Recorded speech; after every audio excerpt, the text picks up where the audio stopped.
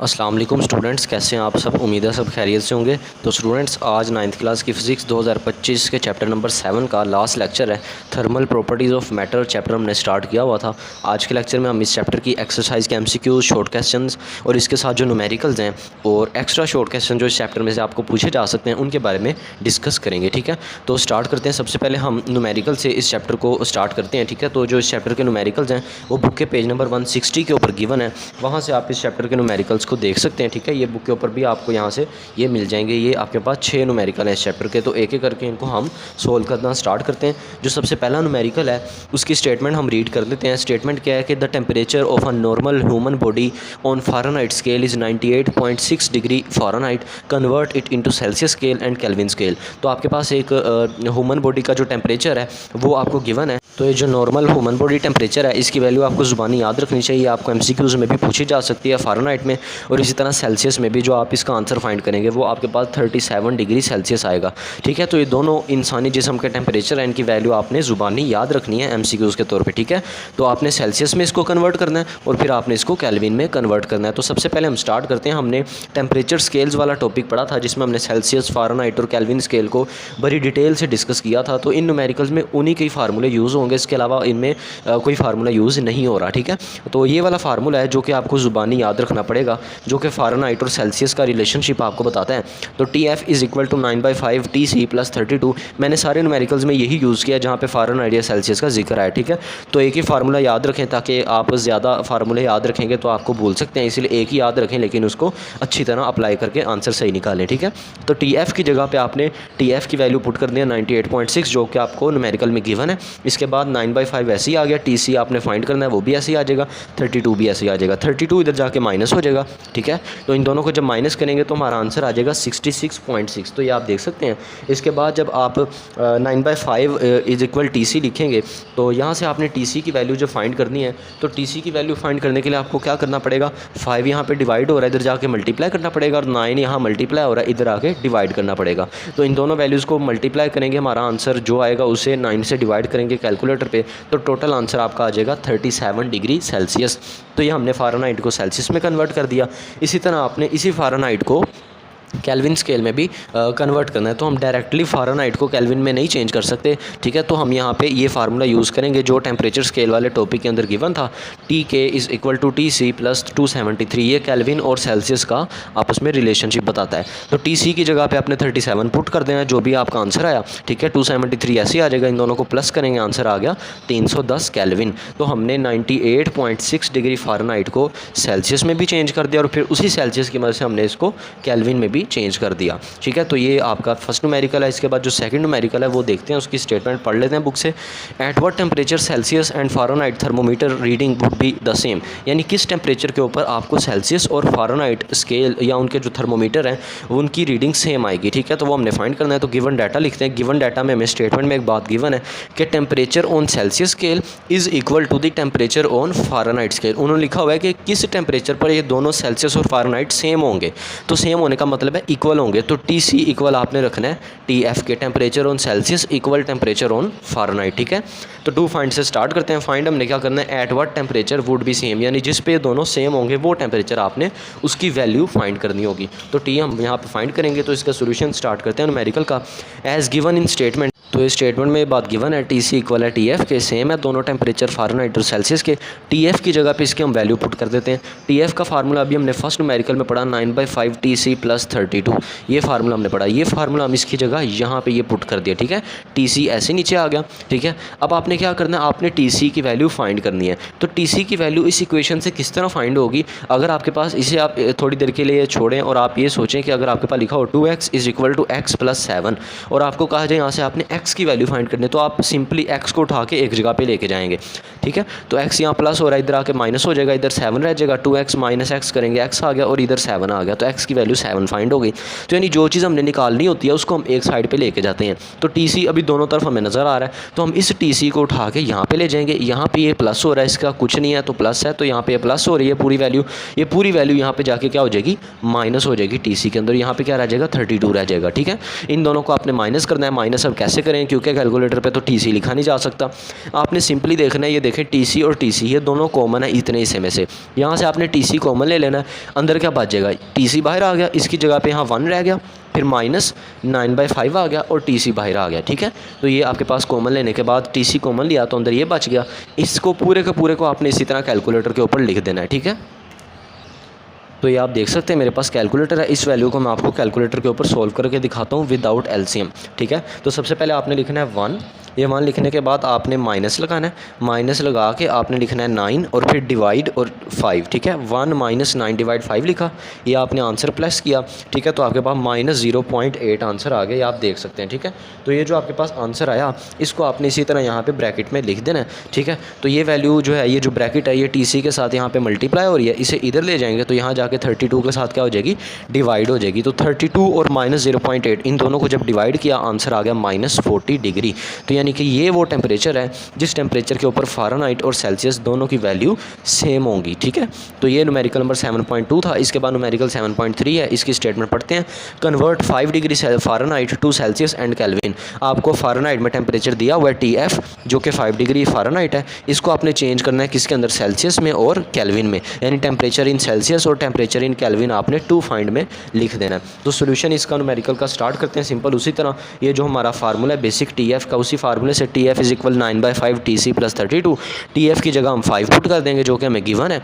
ठीक है, 5 degree Fahrenheit, TF = 5 degree Fahrenheit, ये गिवन है, ये हमने इसकी जगह 5 पुट कर दिया। ठीक है, 32 इधर आके माइनस हो जाएगा, इन दोनों को माइनस किया, आंसर आ गया -27। इधर 9/5 TC रह गया था, 5 यहाँ डिवाइड हो रहा है, इधर आके मल्टीप्लाई हो गया, 9 मल्टीप्लाई हो रहा है, इधर आके डिवाइड हो गया। ये पूरे का पूरा हम कैलकुलेटर पे लिखेंगे तो कैलकुलेटर में आंसर क्या दे देगा, -15 आंसर दे देगा। तो इसका आंसर आ गया -15 डिग्री सेल्सियस TC का।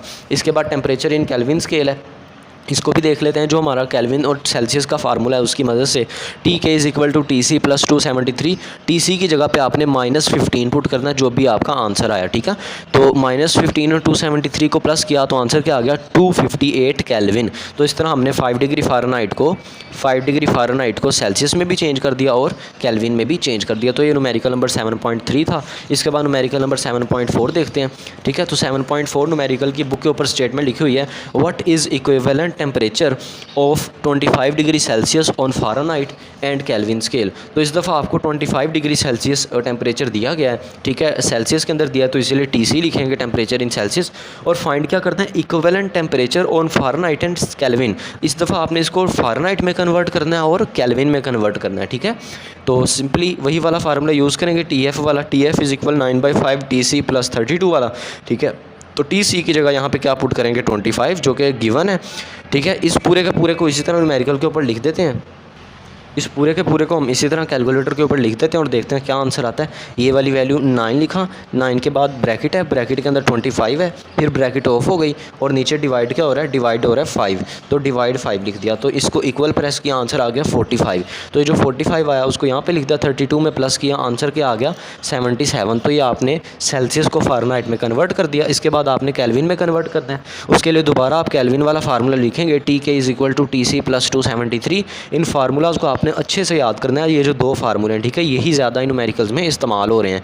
तो TC की जगह आपने 25 पुट कर देना है जो कि आपको स्टेटमेंट में न्यूमेरिकल की गिवन है, सेल्सियस में टेम्परेचर।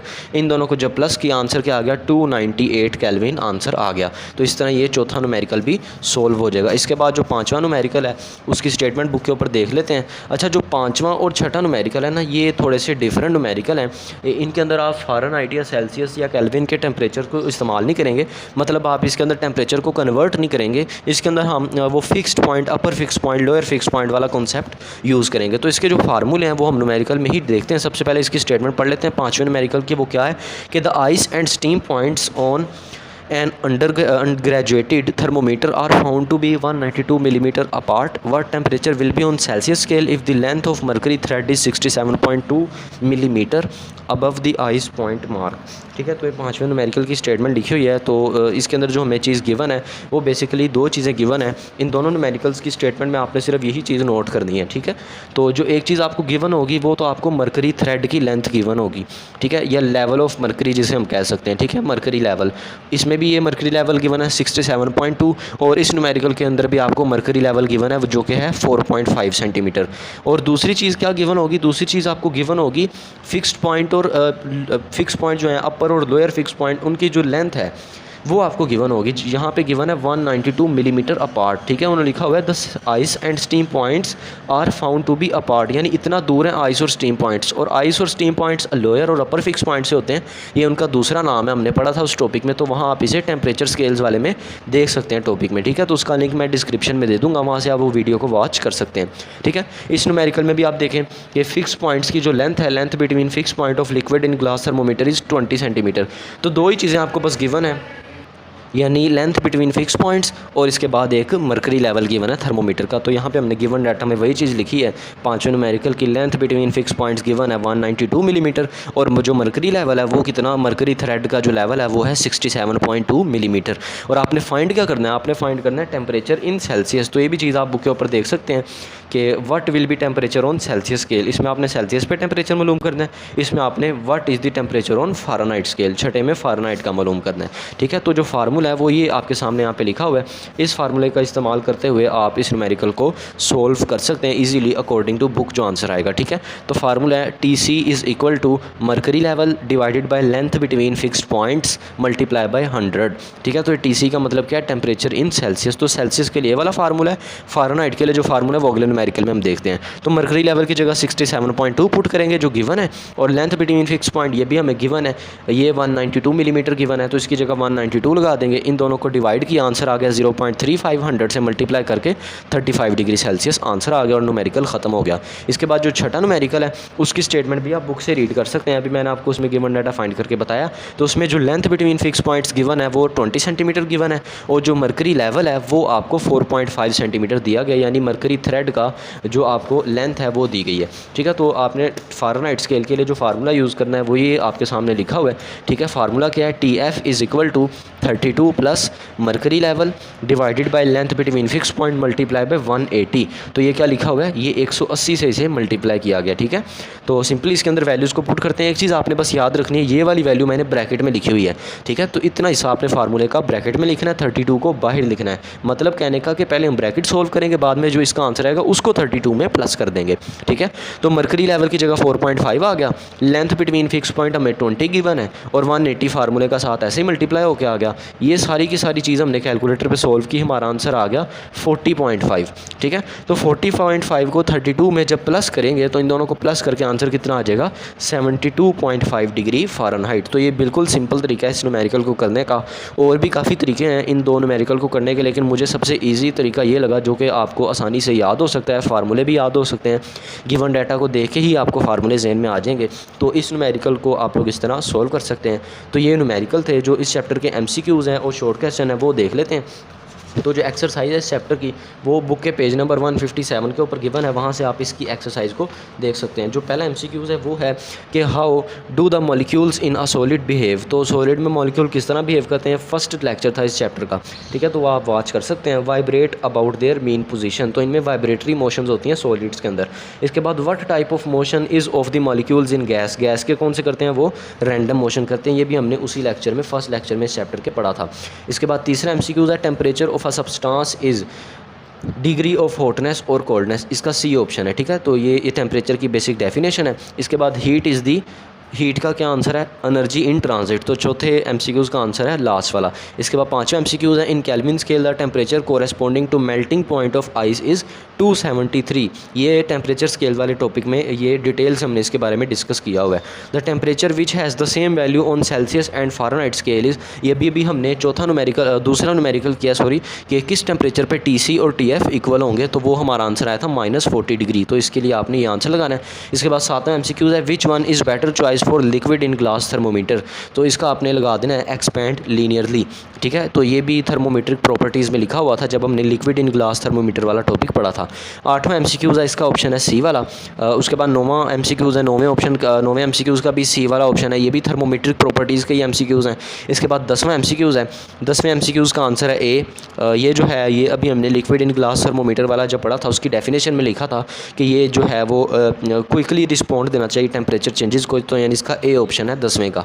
इसके बाद जो 11वां एमसीक्यूज़ है इसका भी ए ही ऑप्शन है। ये कपल थर्मोमीटर वाला जो टॉपिक है, शॉर्ट क्वेश्चन जो डिस्कस किया था अभी 2 लेक्चर्स पहले, तो वहाँ आप इस टॉपिक को देख सकते हैं इस एमसीक्यूज़ को समझने के लिए। ठीक है, बाकी जो इंपॉर्टेंट शॉर्ट क्वेश्चंस और एडिशनल एमसीक्यूज़ हैं वो मैं आपके साथ इस चैप्टर के शेयर कर देता हूँ, तो वहाँ से आप उनको देख सकते हैं।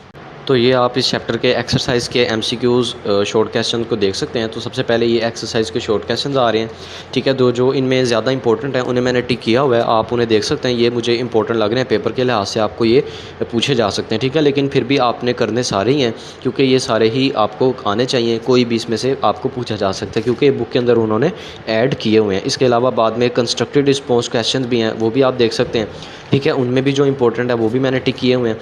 और लास्ट पे जो है वो आपके पास एडिशनल शॉर्ट क्वेश्चंस आ जाएंगे जो कि इस चैप्टर के एक्स्ट्रा शॉर्ट क्वेश्चन के तौर पे आपको पूछे जा सकते हैं। और फिर इस चैप्टर के जो एडिशनल एमसीक्यूज़ हैं जो कि साइड बॉक्सेस और एग्जांपल्स वगैरह में से बन सकते हैं, ठीक है, वो भी आपके साथ स्क्रीन पे शेयर हो रहे हैं, उनके आंसर लिखे हुए हैं साथ ही। तो आप इन तमाम एमसीक्यूज़ को ख़ुद से आंसर लगा के जो इनके आंसर यहाँ गिवन है उसके अकॉर्डिंग आप इसको याद कर सकते हैं, जो कि आपके अकेडमी स्कूल्स के टेस्ट वगैरह में आपको हेल्प करेंगे और दैन आपको फिर बोर्ड में भी हेल्प करेंगे। तो ये आज का लेक्चर था। मुझे उम्मीद है आज का लेक्चर आपको समझ आया होगा। अगर आपको वीडियो अच्छी लगी इसको लाइक करें, अपने फ्रेंड्स के साथ शेयर करें और हमारे चैनल को सब्सक्राइब करें। किसी भी किस्म का कोई क्वेश्चन है तो वो आप पूछ सकते हैं। मिलेंगे आपसे अगले लेक्चर में। अपना और अपने प्यारों का ख्याल रखिए। अल्लाह हाफिज़।